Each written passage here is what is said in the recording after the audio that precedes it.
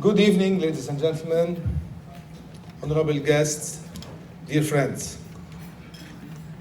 Please join me in thanking the IDC team, Tawfiq Ba'alini, and the many volunteers and staff who have done a remarkable job to keep the fire burning for a cause so dear to all of us here. And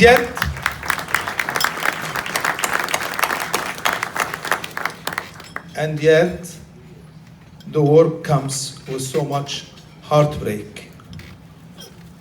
Oh, how many times have Lebanon and the Christians of the Middle East broken the hearts of those trying to help them? How many honorable leaders from Lebanon and the United States, along with dedicated expats from the region, have worked their utmost for a different evolution of events in the Middle East. We must remember that President Reagan's Salvation Plan was shattered at the US Marine Barracks in Beirut in 1983, a terrible day that many of us here remember. The dreams of President Bush and Secretary Baker halted with the murder of Prime Minister Rabin, and then the horror of September 11. In all truth, we will be thankful to President Trump and the current administration if they succeed in reviving the dream of a colorful Middle East. One inhabited by people living in genuine freedom, dignity, and peace. Pope John Paul II said many years ago that Lebanon is a message. He meant that it was a message of hope, diversity, and peace, an example for the region. The Christians of Lebanon have a role to play in this, not only for Christians, but for all people who are our brothers and sisters, our neighbors, not our enemies. Unfortunately, today in Lebanon and across the region, we are witnessing the festering of corrupt and dysfunctioning public administration. Like fallen leaves decaying in silence under the mother tree, the state administrations of many countries in the region are disintegrating, and along with them, a century of hypocrisy and unattained potential.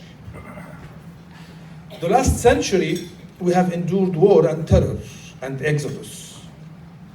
Empires fell, and in the sand, the lines of new states were drawn. These events are lessons to study carefully at this crossroads in Middle East history. It's not enough. It's not enough to coexist side by side to form functioning states and progressive economies. It's not enough to force civil peace to develop lawful, stable, and vibrant societies.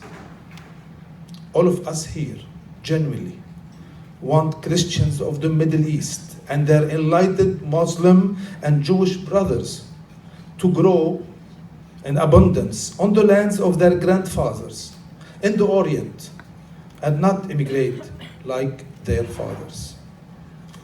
Friends, in my duty to serve the people of Lebanon, I am a servant and a trustee of the country and the people.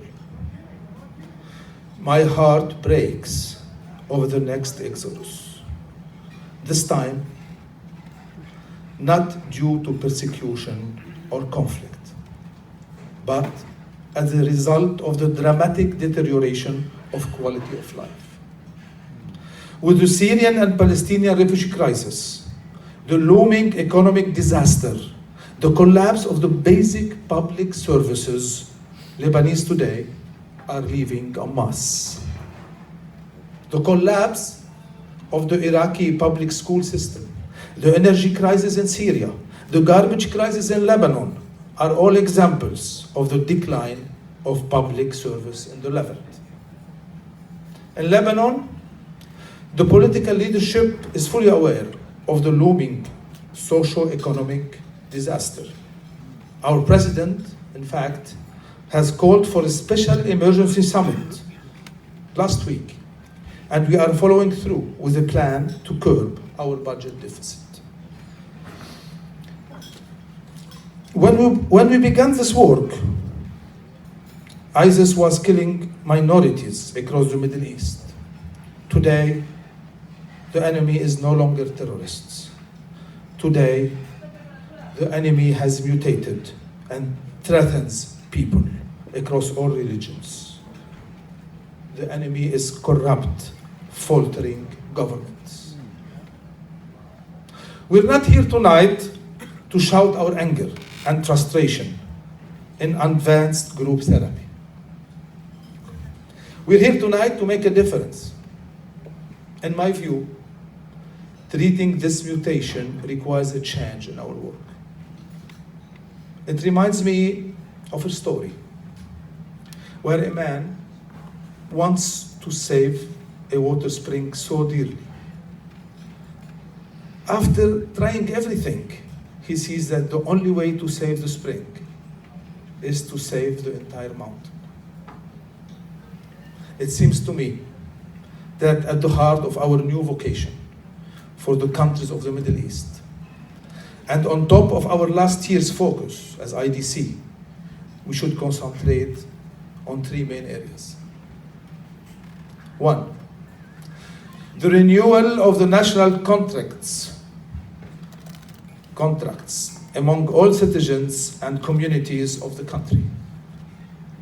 Two, constitutions across the Middle East must evolve to empower cities and local communities. And three, and the sense of urgency of the refugee crisis. A new national contract should focus on productivity, prosperity, justice, and security for all citizens. This is our duty as public servants. Constitutions must reflect the aspirations of all groups of equal citizens with equal opportunity. A creative federation seamlessly aligned with the interest of the whole. The refugee crisis in the region is a ticking time bomb, a demographic disaster with unimaginable and destabilizing consequences. Lebanon's population has grown by 50%, and now more children are born to refugees and displaced people than to Lebanese citizens in Lebanon. Hundreds of thousands without citizenships. We expect around 400,000 young Syrians in Lebanon without citizenship, without a sense of identity, without connection to their home country, dislocated and rootless. Lebanon is a message. It is a nation of minorities. And what is the role of the Christian? First, to love our neighbor, especially the stranger. We have done this in Lebanon, and we can be proud of our compassion. To face the many challenges, we must be creative. We must be a nation of creative minorities, bound together, not by fear, but by love and common destiny. This is our calling, and the calling of all Christians of the Middle East, to serve and to love, even as minorities, always welcoming the strangers. We must urgently support countries like Lebanon that face this challenge. IDC and its friends are called more than ever to be once again the knights of light to embrace such a complex mission. Less than this, the job will be half done. God guides the step of the righteous. Thank you all.